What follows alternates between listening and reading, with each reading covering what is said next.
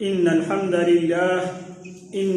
لله نحمده ونستعينه ونستغفره ونؤمن به ونتوكل عليه ونعوذ بالله من شرور أنفسنا ومن سيئات أعمالنا من يهده الله فلا مضل له ومن يضلله فلا هادي له وأشهد أن لا إله إلا الله وحده لا شريك له وأشهد أن محمدًا عبده ورسوله أما بعد فإن خير الحديث كتاب الله وخير الهدي هدي محمد صلى الله عليه وسلم وشر الأمور محدثاتها فإن كل محدثة بدعة وكل بدعة ضلالة وكل ضلالة في النار أما بعد فأعوذ بالله السميع العليم من الشيطان الرجيم بسم الله الرحمن الرحيم سبحان الذي أسرى بعبده ليلا من المسجد الحرام إلى المسجد الأقصى الذي باركنا حوله لنريه من آياتنا إنه هو السميع البصير.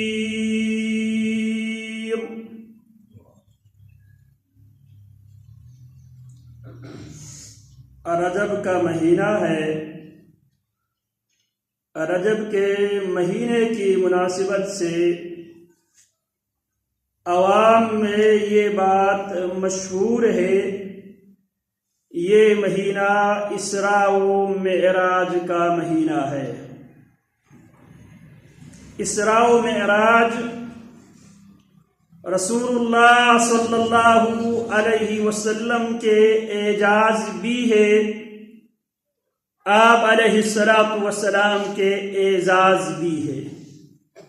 اعجاز سے مراد آپ علیہ السلام کا معجزہ بھی ہے اور یہ آپ علیہ السلام کے لیے اللہ رب العالمین کی طرف سے ایک اعزاز انعام بھی ہے.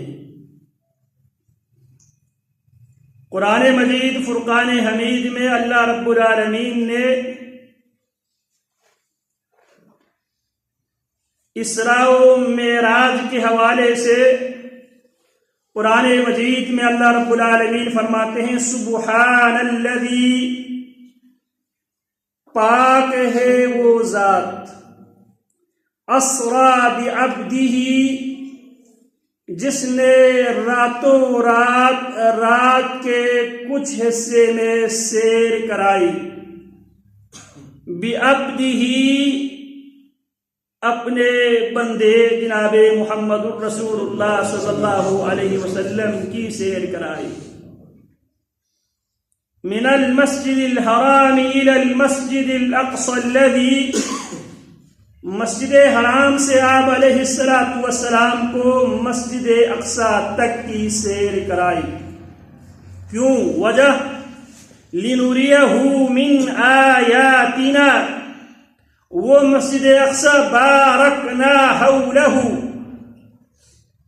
جس کے احاطے میں، جس کے ارد گرد ہم نے برکت رکھی ہے، اس مسجد اقصی کی راتوں رات کے کچھ حصے میں سیر کرائی.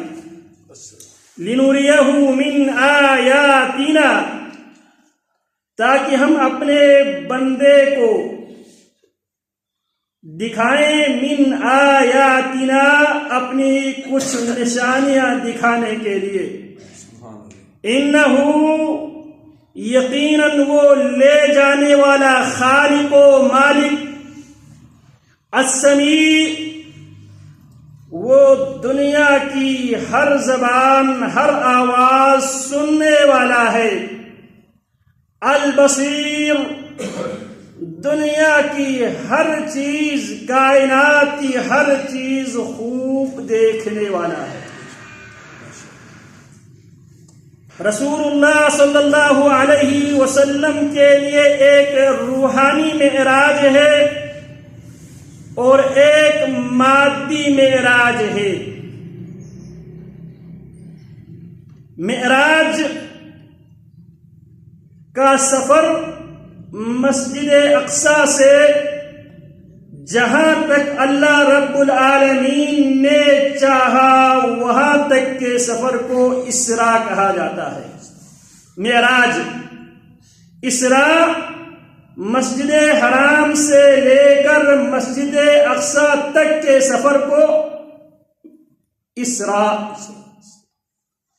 اور مسجد اقصی سے جہاں تک میرے رب نے چاہا، جہاں تک میرے رب نے چاہا اس سفر کو معراج کہا جاتا ہے۔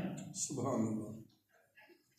معراج، اسراء اور معراج رسول اللہ صلی اللہ علیہ وسلم کے لیے روحانی کمال ہے، اور مکہ مکرمہ جب فتح ہوتی ہے، فتح مکہ میرے نبی علیہ الصلوۃ والسلام کے لیے مادی کمال ہے۔ جہاں روحانی کمال کی باری آئی، قرآن تبصرہ کرتا ہے، سبحان الذی اسری بعبدہ لیلا من المسجد الحرام الى المسجد الاقصى الذی بارکنا حولہ لنریہ من آیاتنا انہ هو السمیع البصیر۔ جب مادی معراج کی باری آئی، مادی کمال کی باری آئی، پیارے پیغمبر علیہ الصلوۃ والسلام مکہ مکرمہ میں داخل ہوتے ہیں، اور یہ صفا اور مروہ پہ جب لوگ حج اور عمرے کے غرض سے جاتے ہیں، میرے نبی علیہ الصلوۃ والسلام کے ان الفاظ کو صفا اور مروہ کے سائے کرتے ہوئے دہرانا یہ محمد الرسول اللہ صلی اللہ علیہ وسلم کی سنت ہے۔ لا الہ الا اللہ وحدہ انجز وعدہ ونصر عبدہ وہزم الاحزاب وحدہ۔ اور روحانی معراج پہ قرآن تبصرہ کرتے ہیں، اسری بعبدہ۔ مادی معراج پہ پیارے پیغمبر کیا فرماتے ہیں؟ الحمدللہ الذی، تمام تعریفیں اس اللہ کے لیے ہے، انجز وعدہ ونصر عبدہ وہزم الاحزاب وحدہ۔ جب مادی معراج کی باری آتی ہے پیارے پیغمبر کی زبان پر، پھر وہی الفاظ ہے، تمام تعریفیں اس اللہ کے لیے ہے، انجز وعدہ، جس نے اپنا وعدہ سچ کر دکھایا، ونصر عبدہ، یہاں پر بھی ونصر عبدہ، اللہ نے اپنے بندے کی مدد کی۔ اسراء اور معراج پر بھی اسری بعبدہ، اور فتح مکہ کے موقع پر بھی الحمدللہ الذی انجز وعدہ ونصر عبدہ وہزم الاحزاب وحدہ۔ تو اسراء اور معراج یہ نبی اکرم صلی اللہ علیہ وسلم کے معجزات میں سے دوسرا بڑا معجزہ ہے۔ قرآن مجید نے اسراء اور معراج کے سفر کے حوالے سے اس کی حکمت بیان کرتے ہوئے فرماتے، وَمَا جَعَلْنَا الرُّؤْيَا الَّتِي أَرَيْنَاكَ إِلَّا فِتْنَةً لِلنَّاسِ وَالشَّجَرَةَ الْمَلْعُونَةَ فِي الْقُرْآنِ وَنُخَوِّفُهُمْ فَمَا يَزِيدُهُمْ إِلَّا طُغْيَانًا كَبِيرًا۔ جو رویا ہم نے آپ کو دکھایا ہے، سیدنا عبداللہ ابن عباس رضی اللہ تعالی عنہ رویا کی تفسیر کرتے ہیں۔ رویا کا معنی خواب نہیں ہے۔ بہت سے لوگ دنیا میں ایسے بستے ہیں جو اسراء اور معراج کے انکار کرتے ہیں، آج بھی دنیا میں موجود ہے۔ بڑے بڑے نامور لوگ جو اسراء اور معراج کے منکر تھے اور آج بھی منکر ہے، وہ کہتے ہیں نبی علیہ الصلوۃ والسلام کو یہ ساری باتیں خواب میں دکھائی گئی ہے،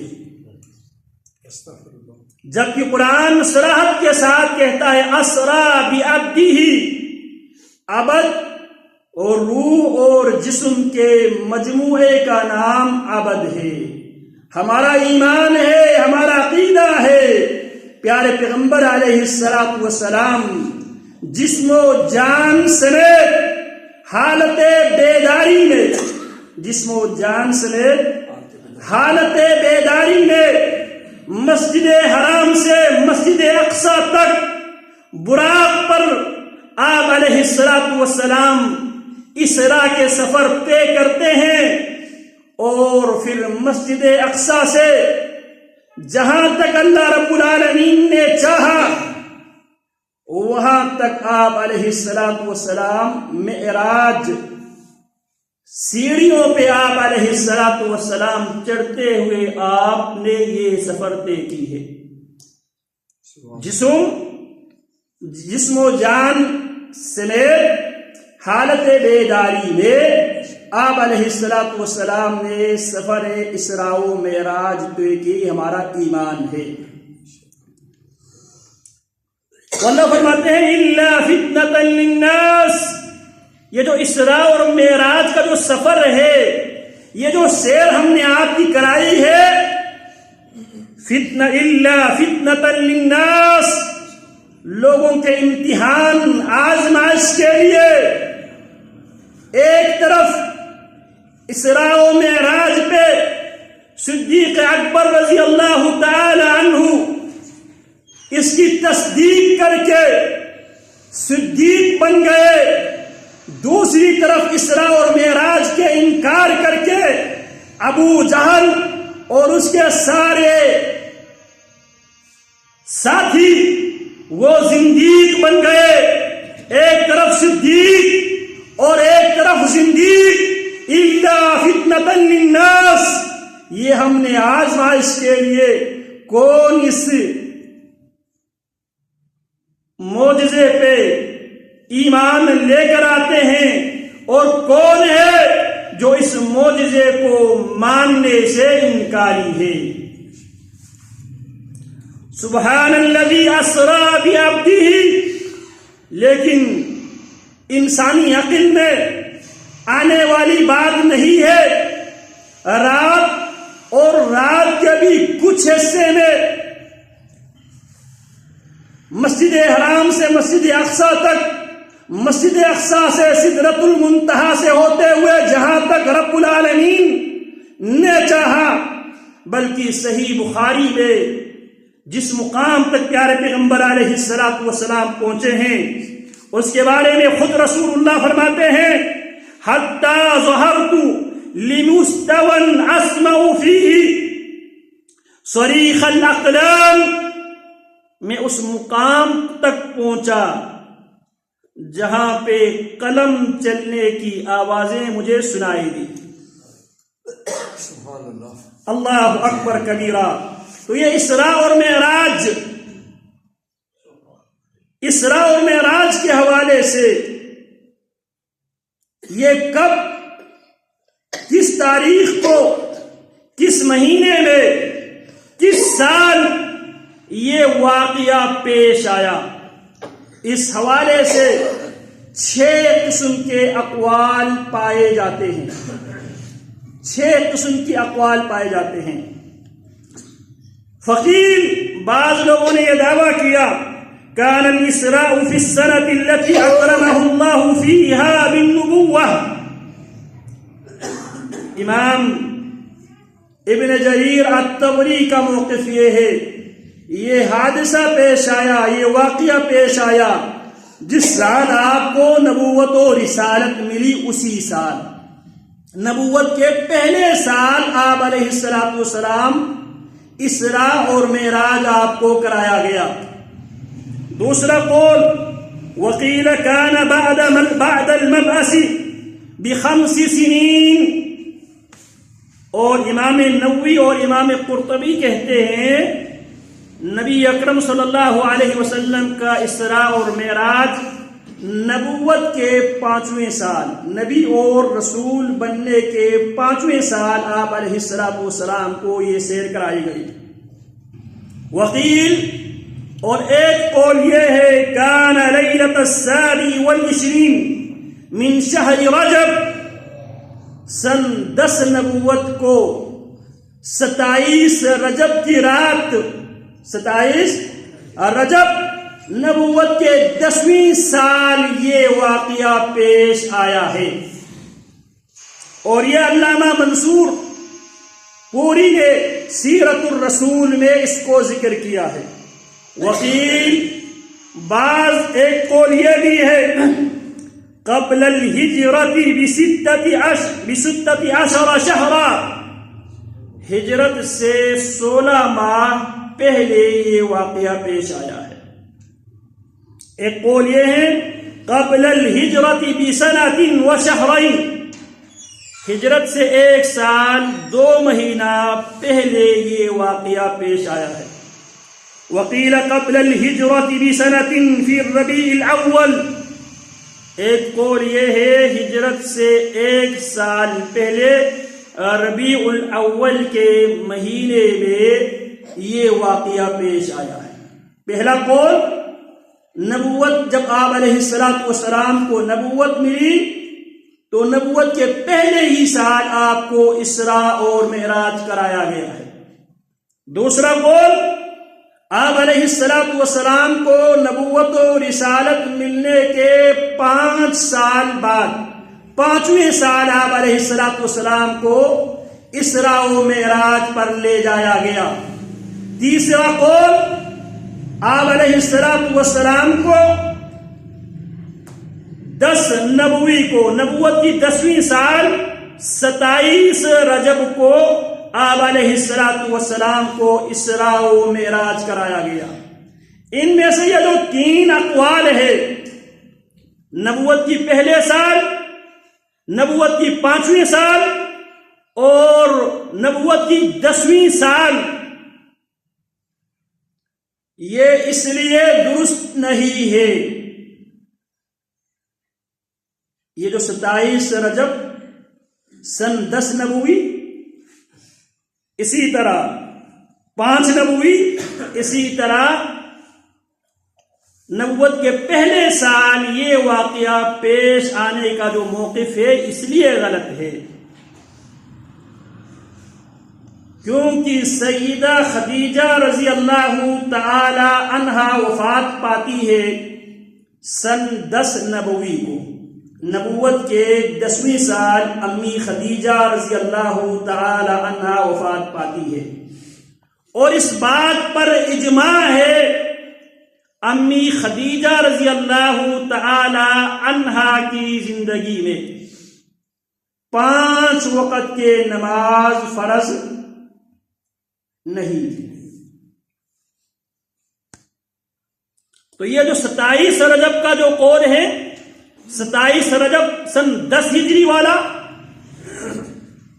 اسی طرح نبی علیہ السلام کی نبوت کی 5ویں سال اور نبوت کی پہلا سال، یہ اس لیے غلط ہے کیونکہ آپ علیہ السلام پر 5 وقت کے نماز اسراء اور معراج کے موقع پر آپ کو 3 خصوصی نعمتیں عطا کی گئی، ایک 5 وقت کی نماز، ایک سورہ بقرہ کی آخری 2 آیتیں، اور تیسری یہ بشارت آپ کی امت کے ہر وہ فرد وہ جنت میں داخل ہوگا آپ کی سفارش سے، ایک شرط کے ساتھ، ایک شرط کے ساتھ۔ رسول اللہ فرماتے ہیں میں نے اپنی دعا کو، مجھ سے پہلے ہر نبی کو اللہ نے ایک آپشن دیا ہے، ہر نبی کو، کہ وہ جو بھی مانگے اللہ ان کی اس دعا کو دنیا میں ہی دے دیتا ہے، قبول کر لیتا ہے، لیکن میں نے اپنی اس آپشن کو اپنی امت کے سفارش کے لیے، آخرت کے لیے میں نے اسے محفوظ لے کر رکھا ہوں. وَهِيَ نَائِلَةٌ، اور میری سفارش، میری شفاعت ہر اس آدمی کو فائدہ دے گی. من لا یشرک باللہ شیئا، جو میرے رب کی ذات میں، صفات میں، افعال میں، اختیار میں شرک نہیں کرتے، شراکت داری کے عقیدہ نہیں رکھتے، ان کو یہ سفارش ملے. اسراء اور معراج کے موقع پر 3 خصوصی انعامات محمد الرسول اللہ کو دیے گئے. 5 وقت کی نماز، سورہ بقرہ کی آخری 2 آیتیں، اور آپ کی امت میں سے جو شرک کے علاوہ، شرک کے بغیر شرک سے پاک ہو، اور باقی معاملات میں اگر اس سے 19-20 غلطیاں ہو، وہ آپ کی شفاعت سے، آپ کی سفارش سے ان کو جنت میں داخلہ ملے گا. تو بات میں یہ کر رہا تھا، یہ 6 اقوال میں سے یہ 3 اقوال اس لیے درست نہیں ہے. 10 نبوی رمضان المبارک کے مہینے میں سیدہ خدیجہ رضی اللہ تعالی عنہا وفات پاتی ہے. کب وفات پاتی ہے ام المؤمنین خدیجہ رضی اللہ تعالی عنہا؟ رمضان المبارک کا مہینہ ہے، 10 نبوی ہے. رجب پہلے آتا ہے یا رمضان پہلے آتا ہے؟ ابھی رجب ہے، رجب کے بعد شعبان، شعبان کے بعد رمضان. جو روایت زبان زد عام ہے، 27 رجب سن 10 ہجری، یہ اس لیے غلط ہے کیونکہ سیدہ خدیجہ سن 10 ہجری رجب کے مہینے میں زندہ تھی. اس وقت تک 5 وقت کی نماز فرض نہیں تھی. 5 وقت کی نماز اسراء اور معراج کے بعد یہ نمازیں فرض ہوئی ہے. لہذا جو 27 رجب کی جو تاریخ لوگوں نے مشہور کر رکھا ہے، اس کی کوئی حیثیت نہیں ہے.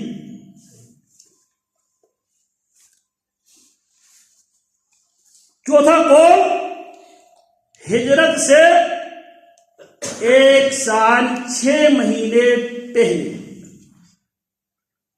5واں قول، ہجرت سے 1 سال 2 مہینہ پہلے اسراء و معراج کا یہ سفر طے کیا گیا ہے. اور 6واں قول، ہجرت سے 1 سال پہلے یہ سفر ہوا ہے. تو دلائل سے یہ بات ثابت ہوتی ہے،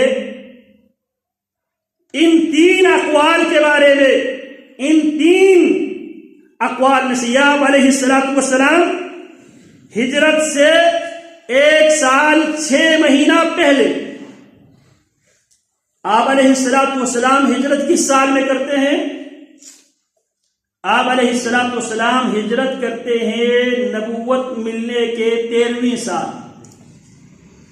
کیونکہ آپ علیہ السلام کی جو نبوت ہے وہ 23 سالوں پر محیط ہے. 13 سال مکی دور ہے، 10 سال مدنی ہے. ہجرت آپ کب کرتے ہیں؟ نبوت کی 13ویں سال. امی خدیجہ کب وفات پاتی ہے؟ 10ویں نبوت اور رمضان المبارک کے مہینے میں. اور نماز آپ علیہ السلام پر 5 وقت کی نماز کب فرض ہوا ہے؟ اسراء اور معراج کے موقع پر. تو لہذا جو اسراء اور معراج برحق ہے، سچ ہے، اس پر ایمان لانا ضروری ہے، لیکن اس کی تاریخ معین نہیں ہے. اس کی تاریخ منا کر خاص قسم کی عبادتیں کرنا، راتوں کو جاگنا، یہ رسول اللہ صلی اللہ علیہ وسلم سے ثابت نہیں ہے. جب ہم رات کو بیدار نہیں ہوتے، لوگ سوالات کرتے ہیں یہ لوگ اسراء اور معراج کو نہیں مانتے، کیوں جی؟ اگر یہ مانتے ہوتے تو رات کو شب بیداری کرتے۔ جو کام محمد الرسول اللہ صلی اللہ علیہ وسلم نے دین کے عنوان سے نہیں کیا وہ گمراہی ہے، وہ انتہا پسندی ہے، اسلام سے اس کا کوئی تعلق نہیں ہے۔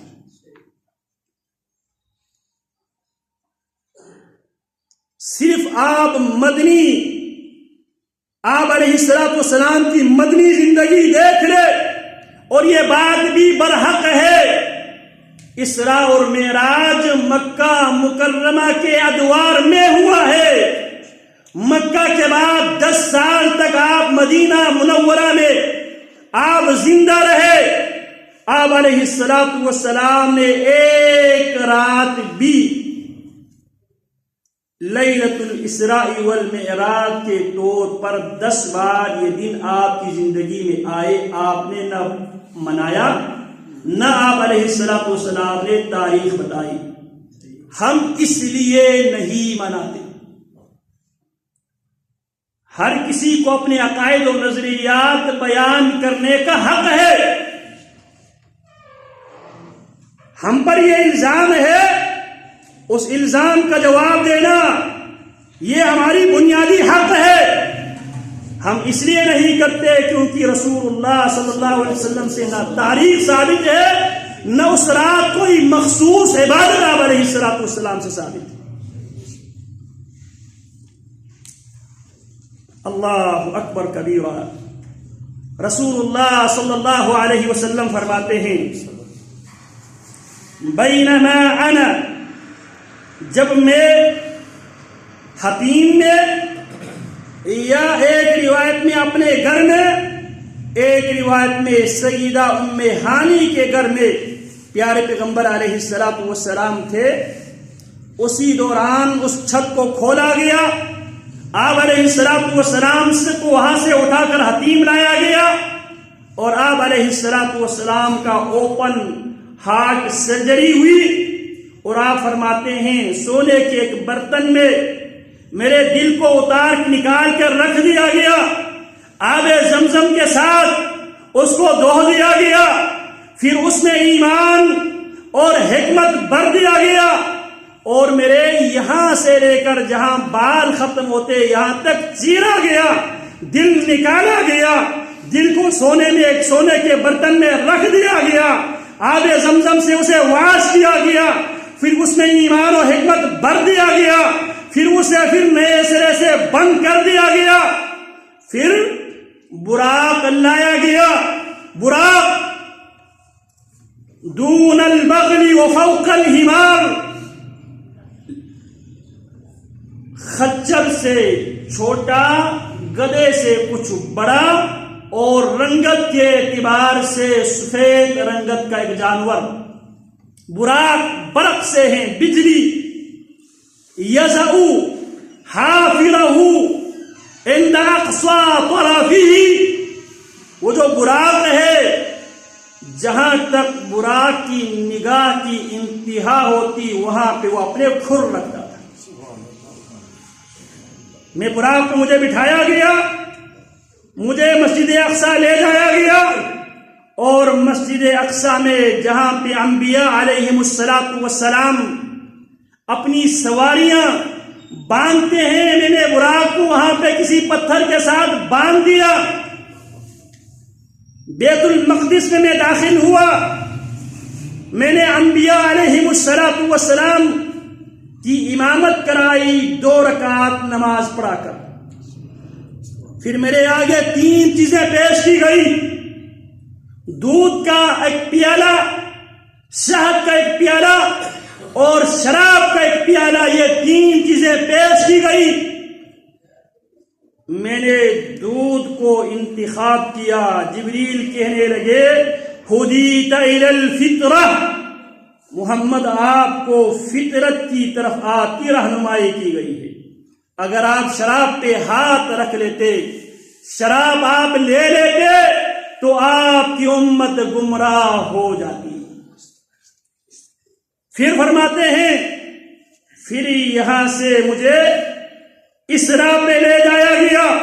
ثم عرج به تلك الليلة من بيت المقدس إلى السماء الدنيا. پھر مجھے چلا دیا گیا, مجھے بیت المقدس سے آسمان دنیا پہ پہنچے. جبریل علیہ السلام آسمان کے فرشتوں سے یہ تقاضا کرتے ہیں آسمان کا دروازہ کھول دیا جائے. سوال آتے ہیں من, آپ کون ہے؟ جواب دیا میں جبریل ہوں. معلوم ہوا اللہ کے فرشتے بھی غیب دان نہیں ہے, غیب نہیں جانتے. اگر اللہ کے فرشتے غیب نہیں جانتے تو جن کو ہم غیب دان بنا دیتے ہیں ان کی کیا اوقات ہے؟ فرمانے لگے میں جبریل ہوں. ومن معک, آپ کے ساتھ پھر کون ہے؟ کہا گیا میرے ساتھ محمد ہے. فرشتے پوچھتے ہیں اُرسل الیہ, کیا نبی اکرم صلی اللہ علیہ وسلم کی طرف رسالت کا پیغام, کیا آپ کو رسول بنا دیا گیا ہے؟ کیا آپ کی رسالت کا دور شروع ہوا ہے؟ جواب دیتے ہیں ہاں, آپ علیہ السلام کی رسالت کا دور اب شروع ہو چکا ہے. دروازہ کھول دیا جاتا ہے, آپ علیہ السلام کو مرحبا کہا جاتا ہے. پھر پہلے آسمان میں جب داخل ہوتے ہیں نبی اکرم صلی اللہ علیہ وسلم کی ملاقات ابو البشر آدم علیہ السلام سے ملاقات ہوتی ہے. جناب جبریل جناب رسول اللہ سے کہتے ہیں ھذا ابوک آدم فسلم علیہ, یہ آپ کے ابا, آپ کے باپ آدم ہے, اس پر سلام کیجئے.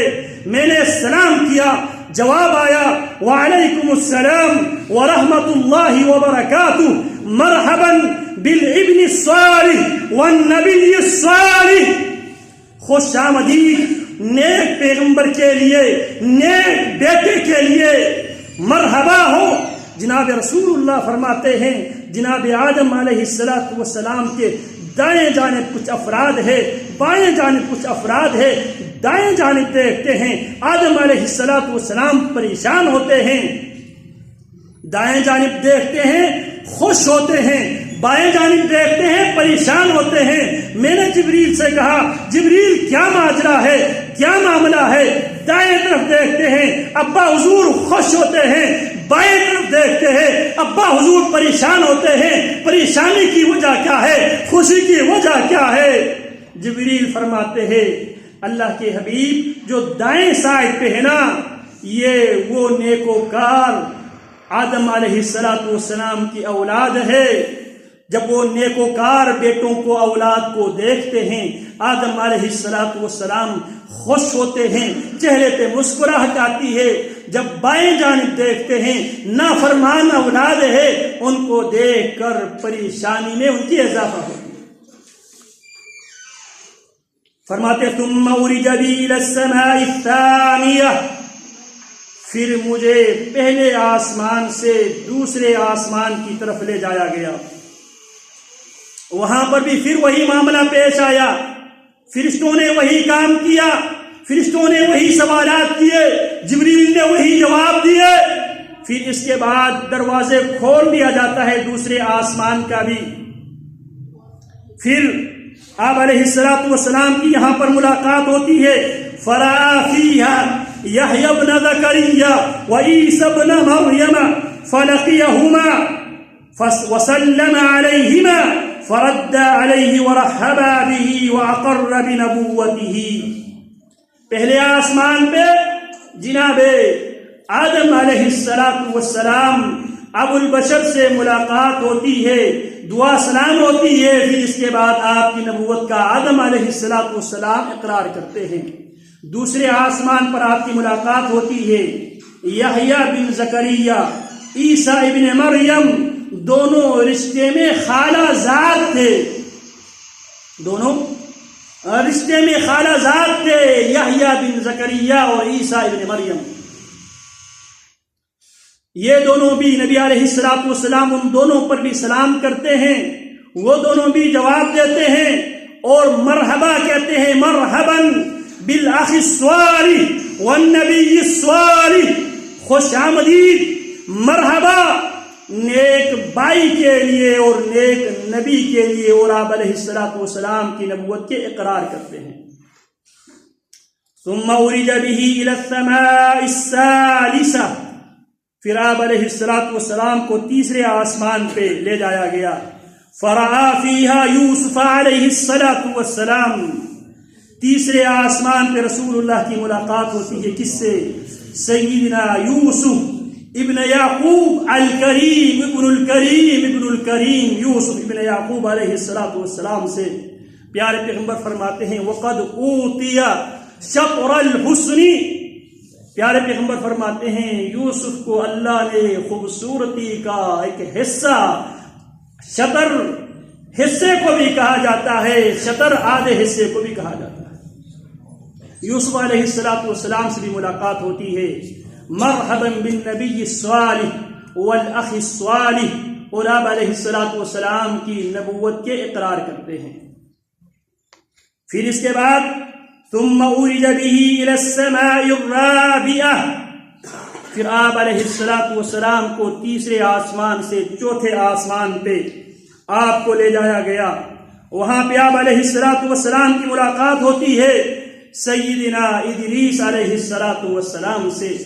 اس موقع پہ نبی اکرم صلی اللہ علیہ وسلم اس آیت کی تلاوت کرتے ہیں وَرَفَعْنَاهُ مَكَانًا عَلِيًّا، ہم نے جناب ادریس کو بلند مقام پہ لے گئے۔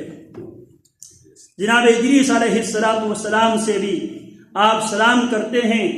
ادریس علیہ الصلوۃ والسلام سلام کے جواب بھی دیتے ہیں اور ساتھ ساتھ مرحبا بھی کہتے ہیں۔ یہاں پہ ایک بات تربیت کے حوالے سے، یہ انبیاء کی سنت ہے، جب کوئی مہمان آئے اسے خوش آمدید کہنا، اسے سلام کے ساتھ ساتھ مرحبا کہنا، خوش آمدید کہنا، یہ تمام انبیاء کی سنت ہے۔ رسول اللہ صلی اللہ علیہ وسلم کے ہاں سیدہ فاطمہ رضی اللہ تعالی عنہ جب بھی تشریف لاتی، پیارے پیغمبر کھڑے ہوتے، کسی اور کے لیے آپ علیہ الصلوۃ والسلام کھڑے بھی نہیں ہوتے، اور آپ علیہ الصلوۃ والسلام اپنے لیے کھڑے ہونے سے منع بھی کیا کرتے تھے، لیکن جب بیٹی آتی پیارے پیغمبر کھڑے ہوتے اور مرحبا کہتے اور ان کی پیشانی کا بوسہ لیتے۔ تو یہ اسلامی آداب ہے۔ پیارے پیغمبر علیہ الصلوۃ والسلام جب چوتھے آسمان سے پانچویں آسمان کی طرف چلے جاتے ہیں، فرآ فیہا ہارون ابن عمران، وہاں پہ ہارون ابن عمران جو موسیٰ ابن عمران کے بھائی ہے، جس کی نبوت کے لیے جناب موسیٰ علیہ الصلوۃ والسلام نے اللہ رب العالمین سے دعا کی تھی، درخواست کی تھی رب اشرح لي صدري ويسر لي امري واحلل عقدة من لساني يفقهوا قولي واجعل لي وزيرا من اهلي هارون اخي اشدد به عذري واشركه في امري كي نسبحك كثيرا ونذكرك كثيرا انك كنت بنا بصيرا۔ یہ ہارون ابن عمران ہے علیہ الصلوۃ والسلام۔ یہ بھی پیارے پیغمبر علیہ الصلوۃ والسلام سیدنا ہارون پر سلام کرتے ہیں، سلام کی جواب دیتے ہیں، خوش آمدید کہتے ہیں، آپ کی نبوت کے اقرار کرتے ہیں۔ ثم عرج به الى السماء السادسة، پھر پانچویں آسمان سے چھٹے آسمان پہ آپ علیہ الصلوۃ والسلام کو لے جایا جاتا ہے۔ چھٹے آسمان پہ آپ علیہ الصلوۃ والسلام کی ملاقات ہوتی ہے موسیٰ ابن عمران علیہ الصلوۃ والسلام سے۔ آپ علیہ الصلوۃ والسلام جناب موسیٰ پہ سلام کرتے ہیں، سلام کے جواب دیتے ہیں مرحبا بالاخ الصالح والنبی الصالح، اور آپ کی نبوت کے اقرار کرتے ہیں۔ جب آپ وہاں سے جانے لگے جناب موسیٰ علیہ الصلوۃ والسلام رونے لگے، حسد کی بنیاد پر نہیں، اپنی قوم کی بغاوت نافرمانی کی بنیاد پہ فرمانے لگے میرے بعد اللہ نے ایک پیغمبر ایک جوان کو بھیجا اور اس جوان کی امتی میری امت سے زیادہ جنت میں داخل ہوں گے. یہ اپنی امت کے ساتھ ہمدردی تھی. بہت سے بدبخت یہاں پہ یہ تصور دینے کی کوشش کرتے ہیں جناب موسیٰ ابن عمران کو رسول اللہ صلی اللہ علیہ وسلم سے اور آپ کی امت سے حسد تھے. نعوذ باللہ. انبیاء ایسی رذیل باتوں سے پاک اور صاف ہے, معصوم ہے. اور اس کی دلیل بھی اسراء اور معراج کے واقعے میں موجود ہے. اسی لیے جب آپ علیہ السلام 50 نماز لے کر موسیٰ ابن عمران سے آپ کا گزر ہوا, یہ موسیٰ ابن عمران رسول اللہ صلی اللہ علیہ وسلم اور آپ کی امت کے دشمن نہیں تھے, ہمدرد دوست تھے, اور ہم پر موسیٰ ابن عمران کا یہ احسان ہے.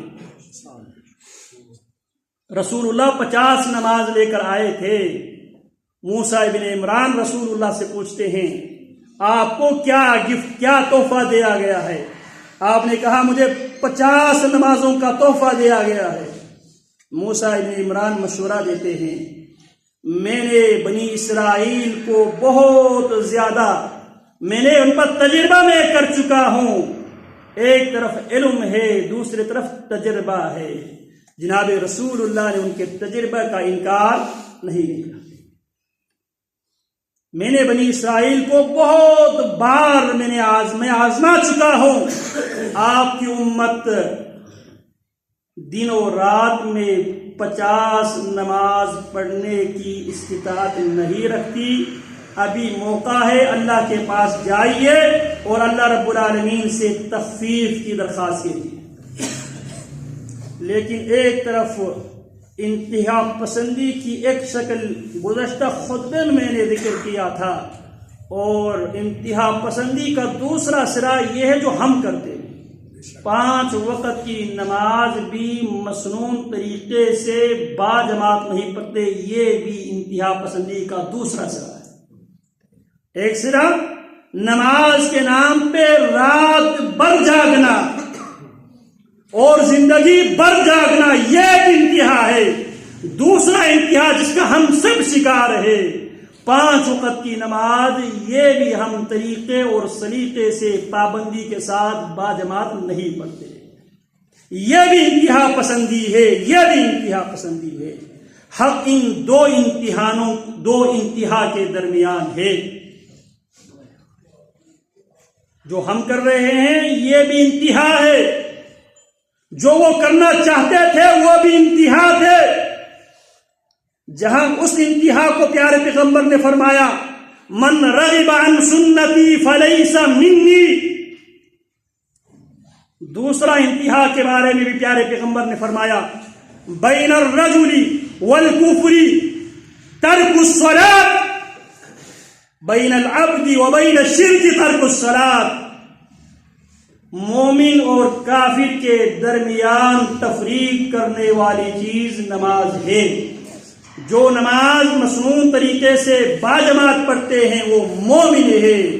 جو مسنون طریقے سے یا باجماعت نہیں پڑھتے, جو نماز پڑھتا ہی نہیں ہے, وہ دائرہ اسلام سے خارج ہے.